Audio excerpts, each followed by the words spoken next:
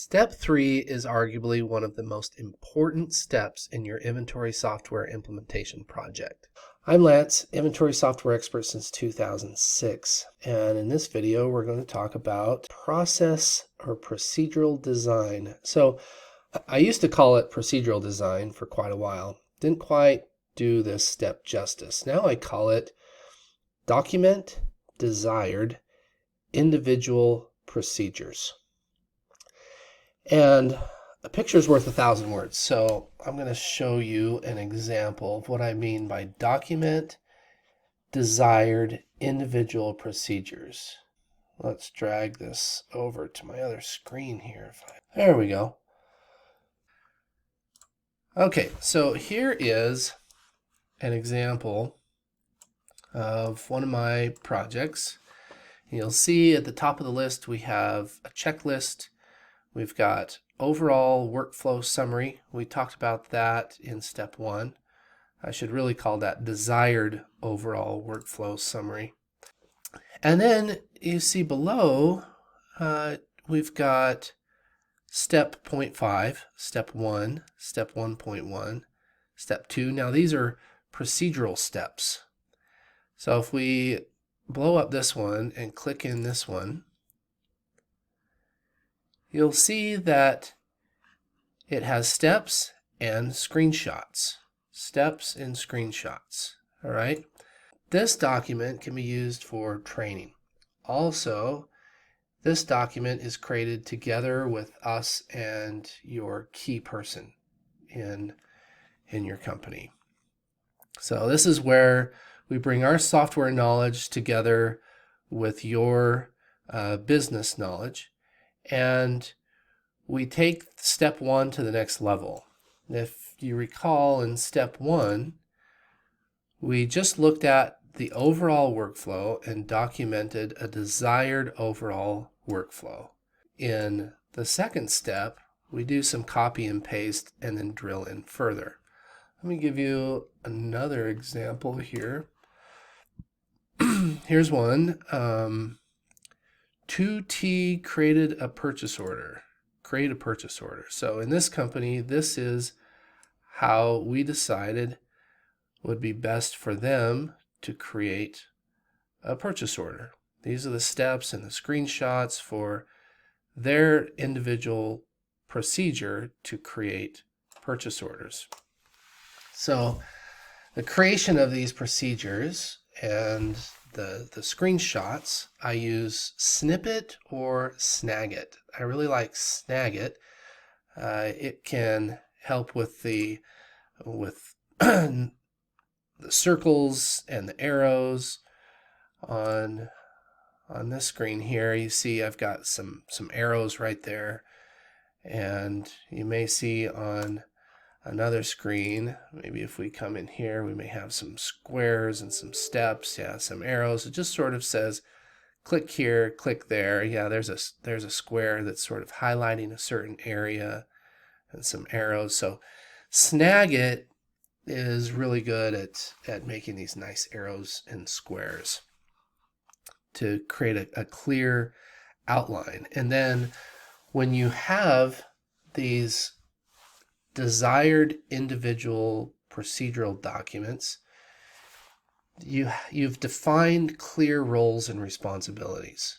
You've decided who does what. And on these documents, you should have highlighted the person's name or the department's name of who is responsible for that step.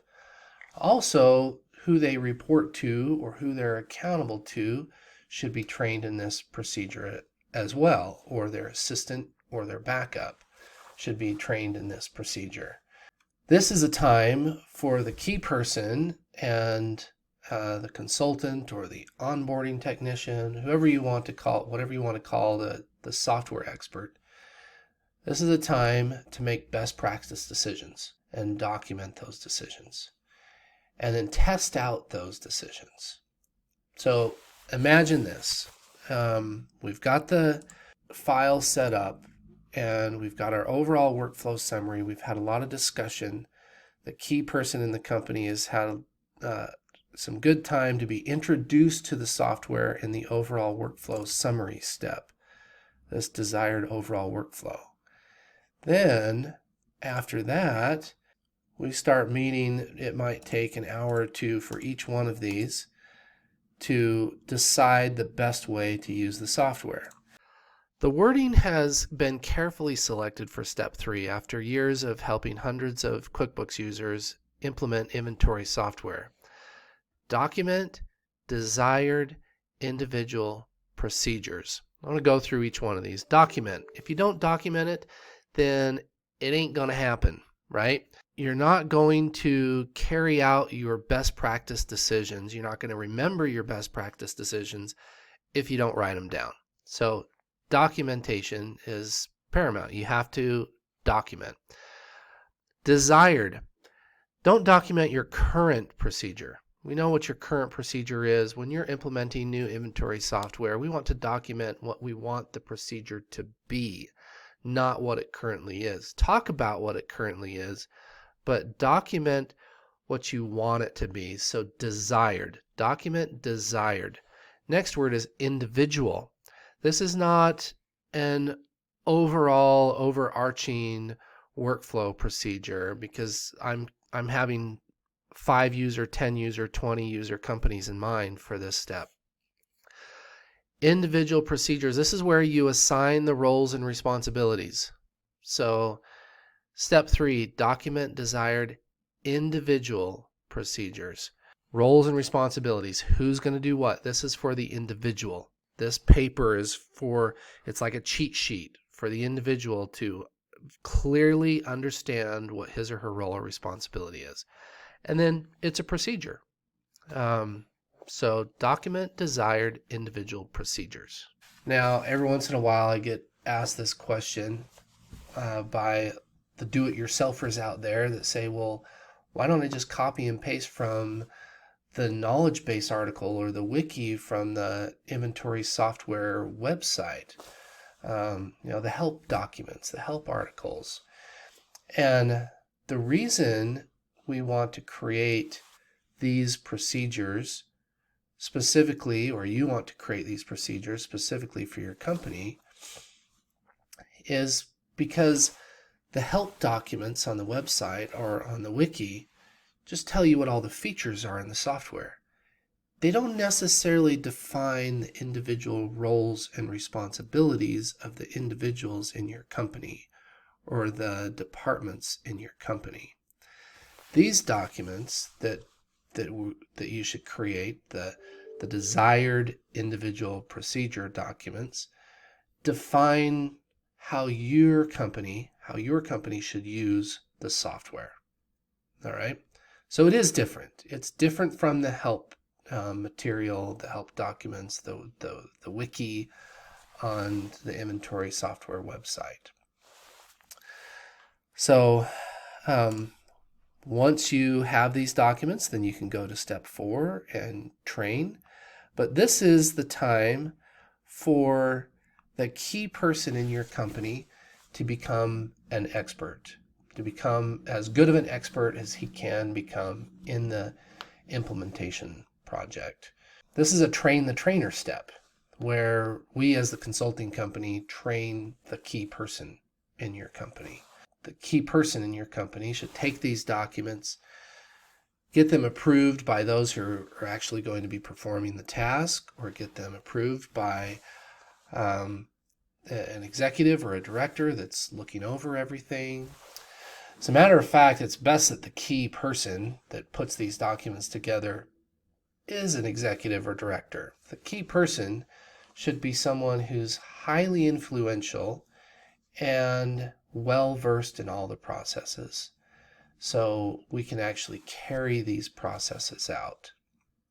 So imagine that. Step 3, make best practice decisions. Document those decisions in the form of a desired individual procedural document. Then practice those yourself before you train your people.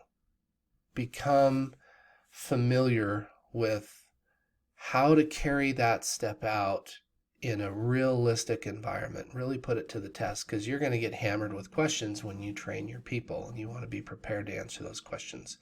Of course, we'll back you up when you train your people. We can, in step 4, we can most certainly back you up. Now, at the end of creating all these procedural documents is probably the most exciting step. Notice all the work you put into creating these procedural documents, learning the software, introducing the software to your people, to the person that's going to be carrying out that step. A lot of work. This is probably the biggest step in the entire project, is putting together these procedural documents. At the end of this step is the exciting part. That's when you can schedule the go live date. Up until now, up until the end of this step, the go live date has been kind of a fluid target, a goal. We have a general idea of when we want to go live, but this is when we can actually pinpoint the exact date and time and start creating the go live checklist, is at the end of this step. So yes, we have 5 steps. Document a desired overall workflow, step 1. Step 2, set up a sandbox. Step 3, document the desired individual procedures. Step 4, training and practice. Step 5, go live. But there's crossover in these steps, right? You learned that in the previous step. We talked about crossover between step 1 and step 2. At the end of step 3, we might plan out step 5 a little bit, right? While you're working on step 4 even. I've done probably over 300 implementations in my career since 2006. These steps work. They work. And until I started doing step 3, my success rate for inventory software implementations was probably around 60%. Step 3 brought it up to about 95%. So I'm a big believer in step 3, especially if you use if you have over 5 users. If you're a 10 user company, you definitely need this. 20 users.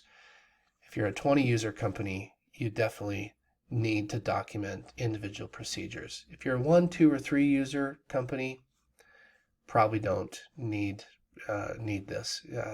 Probably just plug and play. So, like below if this was helpful. Comment below if you have questions, or if you want to share your implementation experiences. I'd love to hear how your implementations went or are going. Subscribe if you'd like to see more videos like this.